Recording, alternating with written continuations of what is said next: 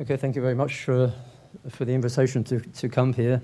It's a really great pleasure to come here in honour of Alan. I met Alan for the first time, I think it was in the early 1970s.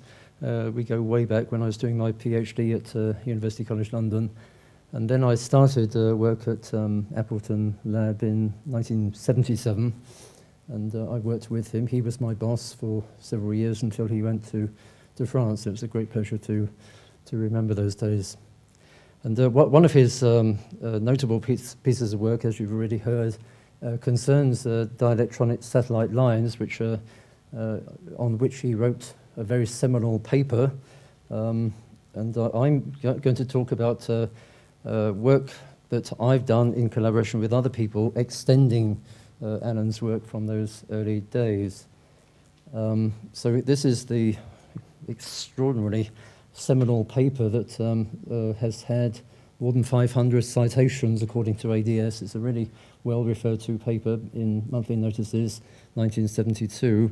It concerns the dielectronic satellite lines that you see in the X-ray region for a whole host of ions, helium-like ions, and the satellite lines arise from the lithium-like stages. And if I can be a little bit technical just for a moment, these are the transitions involved. These, you know, I mean, this is the transition between two configurations. So there are lots and lots of fine structure lines that appear from that. It's 1s squared NL, standing for a spectator electron, to 1s 2p NL. So NL is the electron that doesn't move, it's just spectating the transition in question, and the jumping electron goes from 1s to 2p. So there's a whole family of satellites there that arise from these transitions, and Alan's work in this paper was to identify these many lines and to assess their temperature sensitivity, which is a great feature of this. And the equation concerning this is in that paper.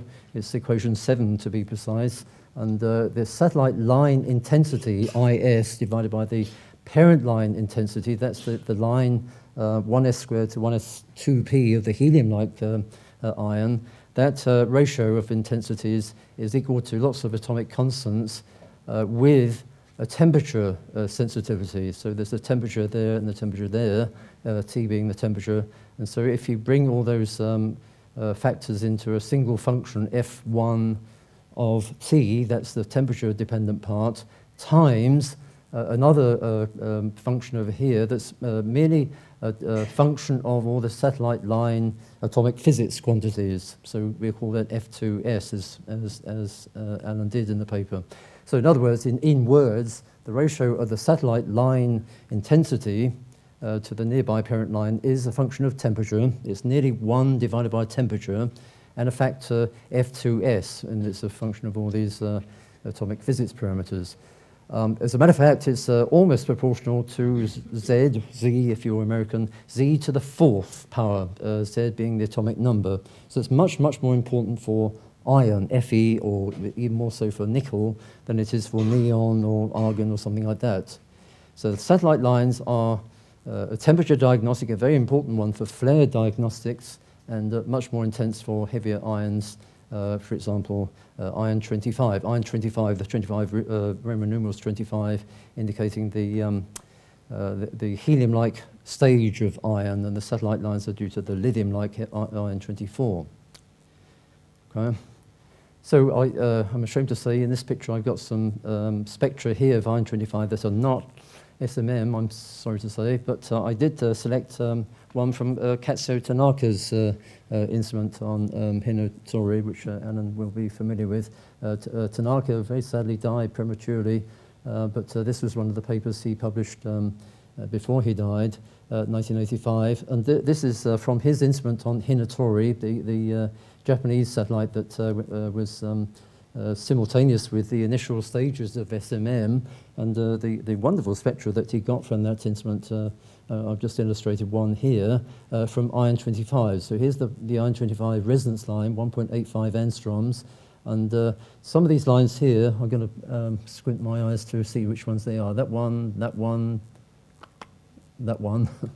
These are all dielectronic satellite lines. So some of these other lines here are due to the helium-like stage, but the parent line is here, and all these other satellite lines, this is line 23, for example, but let's concentrate on J and K and so on. The intensity of J or K divided by the intensity of W, the resonance line, is the function of temperature that I mentioned. So in other words, for high temperatures, the satellite lines are relatively weak, and for low temperatures, they come up quite strongly. Here's a couple of other spectra from the PLT device, a fusion device in America at the Princeton Large Torus, and that's what that stands for, from Bitter et al. A whole team of people working from 1979 onwards, or even earlier maybe, and they saw these same lines. You know, so it's a little bit like the the EV lines that we're seeing with Zeta and with the rockets that they were launching to look at the sun at the time. In other words, the satellite lines are equally visible in tokamak plasmas, which aren't too different in terms of densities and temperatures from solar flares. So they saw the same kind of lines that we did in solar flares. And okay, let's turn back to that first slide here. Got 1s squared NL to 1s 2p. That's the family of satellites that Alan considered. But you could almost have the same kind of thing with a spectator electron at a 3p level, for example. And let me illustrate that with this slide here. Come back. Here's the family of satellites that I'm going to talk about now. 1s squared 2p to 1s 2p 3p. So if your head is not in the spin here, the 2p is the spectator electron, and the jumping electron has gone from 1s to 3p.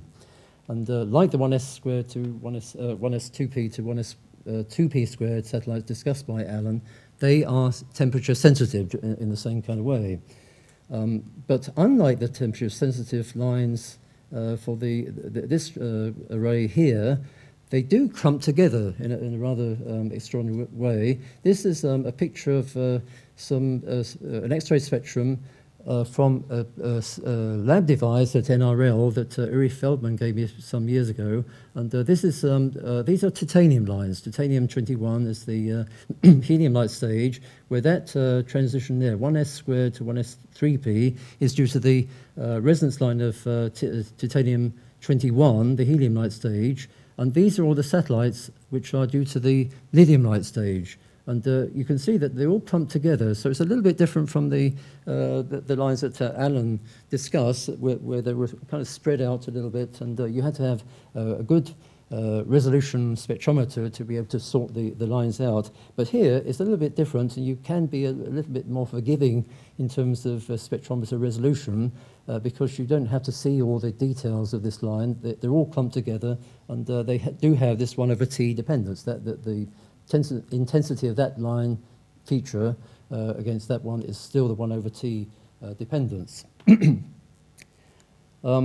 Do we see these in solar spectra? Well, emphatically, yes. We've seen them several times. There are several spectra. If you look back historically at X-ray spectra over the years, you can pick out one or two examples where these lines are seen. But I'm illustrating it with a spectrometer RESIC, which is an acronym for a spectrometer, a bent crystal spectrometer, just like the YOCO one. There's a BCS on YOCO.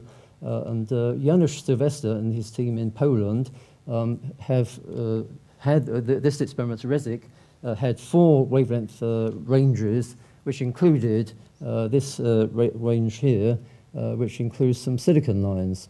And here I've got silicon 13, the 1s squared to 1s 4p line here. So if you follow up that orange line up there, that's the resonance line of the silicon 13, the helium light stage. And this little green line here, you can hardly see it, but there's a little feature there. In fact, I can hardly see it at all from where I'm standing. But anyway, it comes up at small temperatures, where these are stacked spectra. They're stacked one on top of the other, and these are the low temperatures down here, and these are the high temperatures up here. They're all flare spectra, you know, so some of them are the very late stages of a flare, and some of them are right at the peak of the flare, so some of the temperatures go up to 14 million, and some are as weak as 6 million. But you can see the more evident is the case of silicon 13W3, 1s squared to 1s3p. There's a very strong line there. And here's the green line marking it, this little group of satellites all scrunched together, and those are the satellites there. Now, do they have the temperature dependence that we predicted? Well, yes, more or less. One or two slight problems, which I can explain offline if you press me.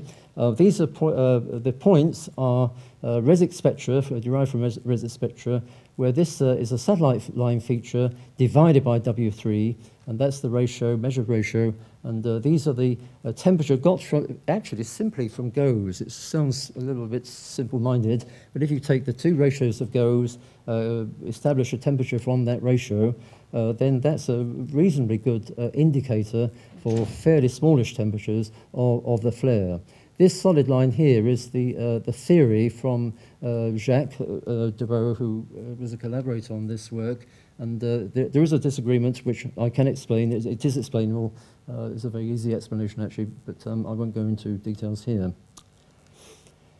Temperature sensitivity of satellites, well, I think I've said this already. It's roughly 1/T dependence, just like the satellites that Alan considered and discussed some years ago. And it does establish, or help to establish, what the highest temperature, the hottest parts of a flare are, what the temperature of those hottest parts is.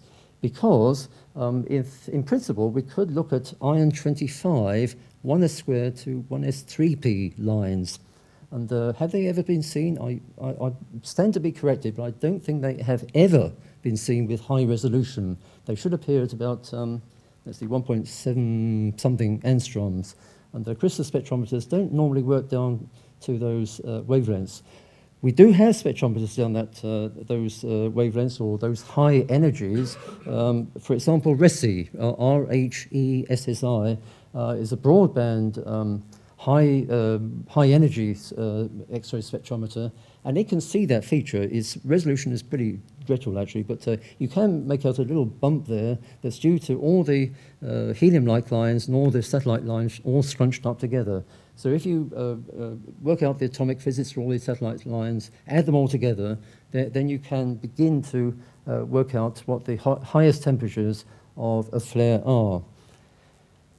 Okay, something for future work. Now, crystal spectrometers are maybe not the most desirable instrument at such high energies or low wavelengths. What may be the saving grace here is to have micro calorimeters working in that range, and people are working on that to Goddard and other places. And in time, in the fullness of time, we may see some interesting results from that. It'll be interesting to see whether the theory that can be calculated and can be established right now, whether it holds up for these high energies. Okay, final slide then is, well, Alan's contributions. Well, I probably don't need to emphasize it, but let me do so anyway. The original theory goes back to the early 1970s, this highly seminal paper. I counted, this was a few weeks ago, so probably a few more have been added since then. Well over 500 citations to that paper, a considerable tribute to Alan's work. And I don't want to forget either the work by Françoise and Jacques who have helped Alan and others as well with the atomic physics calculations, and have helped me in my work as well. And it's helped to interpret the X-ray spectra that we've got from SMM, Hinotori, Yoko PIS 78, and I mustn't forget the Polish experiment on the Russian satellites as well, and of course the laboratory devices. So thanks again, once again, to Alan's contributions to this work. Thank you.